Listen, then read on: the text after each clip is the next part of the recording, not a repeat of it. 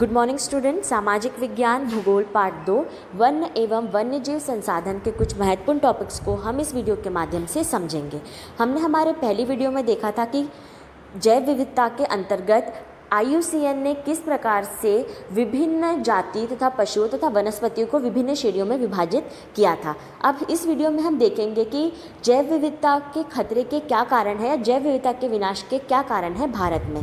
भारत में जैव विविधता के विनाश के जो कारण है वह है वन्य जीव मतलब जंगलों में रहने वाले जानवर के आवास का विनाश, जंगली जानवरों को मारना या आखेटन मतलब कि शिकार करना, पर्यावरण प्रदूषण, विषाक्तीकरण और दावानल। विषाक्तीकरण का मतलब होता है उद्योगों से निकला हुआ कूड़ा कचरा या किसान जो वो खेती करते टाइम कीटनाशकों का जो उपयोग करते हैं वह सब विषाक्तीकरण के अंतर्गत आता है।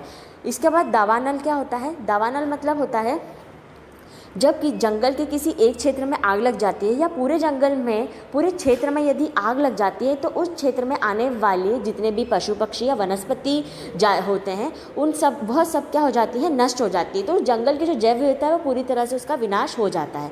दावानल के कई सारे कारण रहते हैं, प्राकृतिक कारण और मानवीय कारण। प्राकृतिक कारण के अंतर्गत हम देखते हैं कि बिजली गिर जाना या इसके अलावा दो पेड़ों का आपस में टकरा जाना और जंगल में आग लग जाना। और मानवीय गतिविधियों में मानव भी जाके जंगल में जो गतिविधियां करता है उसके कारण भी कई बार जंगलों में क्या हो जाती है, आग लग जाती है मानव की लापरवाही के कारण। आगे हम देखते हैं कि जो विकसित देशों में जो विकासशील देशों में जो जैव विविधता का जो खतरे का जो कारण है वह है जनसंख्या में वृद्धि। विकासशील देशों में जनसंख्या बहुत अधिक होती है, वह अपने आवास के लिए अपने घर के लिए जंगलों की कटाई करना प्रारंभ कर देती है। तो जिस प्रकार से उस जंगल की जो जैव विविधता है उसका पूरा विनाश हो जाता है।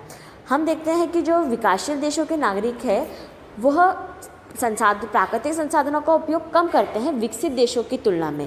पर यहाँ पर हम देखते हैं कि जो विकसित देश के नागरिक है वो पर्यावरण को सुरक्षित रखने के कई सारे कार्य कर देते हैं, पर विकासशील देशों के जो नागरिक है वो पर्यावरण को सुरक्षित रखने के लिए किसी प्रकार की अपनी भागीदारी नहीं देते। आगे हम देखते हैं कि जैव विविधता का जो टॉपिक है वो केवल जीव विज्ञान से संबंधित नहीं है। आज जैव विविधता को बहुत ही ज़्यादा महत्वपूर्ण विषय माना गया है और पर्यावरण को सुरक्षित रखने के संबंध में भी आज लोग बहुत ज़्यादा जागरूक हो रहे हैं। तो जैव विविधता और जैव संसाधन आज जो है वो एक मुख्य विषय के रूप में आ रहा है। इसका यह कारण है कि बहुत सारे जो समुदाय है वो जैव विविधता के बहुत सारे जो समुदाय वो अपने खान पान, औषधि, संस्कृति और अध्यात्म के लिए वन्य और वन्य जीवों पर निर्भर करते हैं। ऐसे में जैव विविधता के विनाश होने के कारण वह समुदाय जो है वह आर्थिक रूप से बहुत ज़्यादा पिछड़ गया है। अगर यह समुदाय सूखा व बाढ़ की जब स्थिति आ जाती है तो उससे बहुत अधिक प्रभावित होता है। अतः यह आवश्यक है कि हमें वन्य जीव और वन संरक्षण के लिए सही कदम उठाना चाहिए व जैव विविधता के विनाश को रोकने के लिए हमें कार्य करना चाहिए। तो इसी को ध्यान में रखते हुए भारत में वन्य जीव और वन्य संरक्षण के लिए काफ़ी कार्य किया गया है। वन्य जीव और वनों में तेज गति से हो रहे हानि के कारण इनका संरक्षण बहुत आवश्यक हो गया है, परंतु हमें वनों और वन्य जीव संरक्षण करना भी आवश्यक है। और क्यों आवश्यक है, इसका यह कारण है कि हम डायरेक्ट या इनडायरेक्ट रूप से जो है वह प्रकृति से जुड़े हुए हैं, जैव विविधता से जुड़े हुए, जल, वायु, मृदा आदि से हमारा जीवन कहीं ना कहीं जुड़ा हुआ है। और जो जैव विविधता का विकास करने से मानव का विकास होना भी संभव है, क्योंकि हम भी इस जैव विविधता, इस पारिस्थितिकी तंत्र का ही एक हिस्सा है। इसलिए भारत सरकार ने जैव विविधता के विकास के लिए व जैव विविधता को सुरक्षित रखने के लिए या पर्यावरण को सुरक्षित रखने के लिए 1960 और 1970 के दशकों के दौरान पर्यावरण सुरक्षा ने राष्ट्रीय वन्यजीव सुरक्षा कार्यक्रम की पुरजोर मांग की। वह लोग जो कि पर्यावरण सुरक्षा के लिए कार्य करते हैं उन लोगों ने सरकार से मांग की कि हमें जैव विविधता व वन्य जीवों को सुरक्षित रखने के लिए कानून बनाना चाहिए। भारतीय वन्य जीवन अधिनियम 1972 में लागू किया गया। सारे भारत में रक्षित जातियों की सूची प्रकाशित की गई।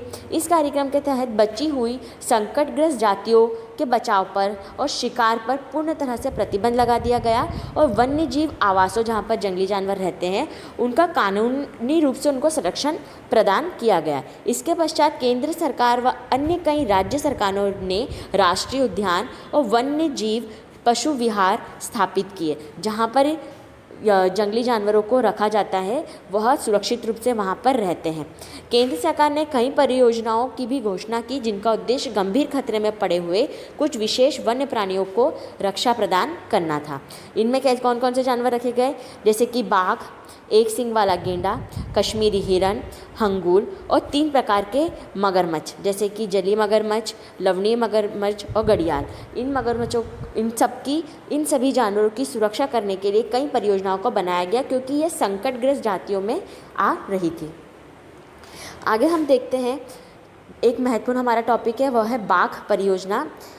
वन्य जीव संरचना में बाघ मतलब टाइगर एक महत्वपूर्ण जंगली जाति है। 1973 में अधिकारियों ने पाया कि देश में जो 20वीं सदी में जितने बाघ थे उनकी संख्या पहले 55,000 थी, जो कि अब घटकर कितनी हो गई है, 1,827 हो गई है।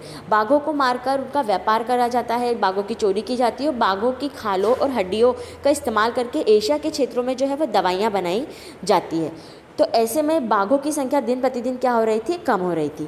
भारत और नेपाल में दुनिया के 2/3 बाघों का आवास उपलब्ध है। हम देखते हैं कि भारत और नेपाल में अगर हम देखें तो 2/3 बाघ कहाँ पर रह रहे हैं, भारत में रह रहे हैं।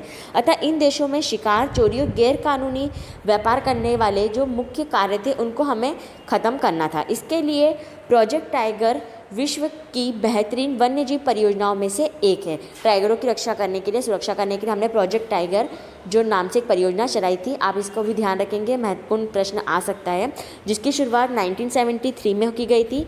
बाघ संरक्षण मात्र एक संकटग्रस्त जाति को बचाने का प्रयास नहीं है, बल्कि इसका उद्देश्य बहुत सारे आकार व वन्य जाति को बचाना भी है। इसके लिए बाघों की सुरक्षा करने के लिए हमने उत्तराखंड में कार्बेट राष्ट्रीय उद्यान, पश्चिम बंगाल में सुंदरवन राष्ट्रीय उद्यान, मध्य प्रदेश में बांधवगढ़ राष्ट्रीय उद्यान, राजस्थान में सारिस्का वन्य जीव पशु विहार और असम में हमने मानस बाघ रिजर्व और केरल में पेरियार बाघ रिजर्व की जो है वह स्थापना करी और इस परियोजना का संरक्षण हमने प्रदान किया ताकि बाघों का संरक्षण हो सके। ये जितने भी राष्ट्रीय उद्यान किन राज्यों में है इनको भी आपको याद करना है, क्योंकि यह भी सही जोड़ी या सही विकल्प में आने वाले प्रश्न है। अन्य महत्वपूर्ण टॉपिक को हम आगे की वीडियो से समझेंगे। धन्यवाद।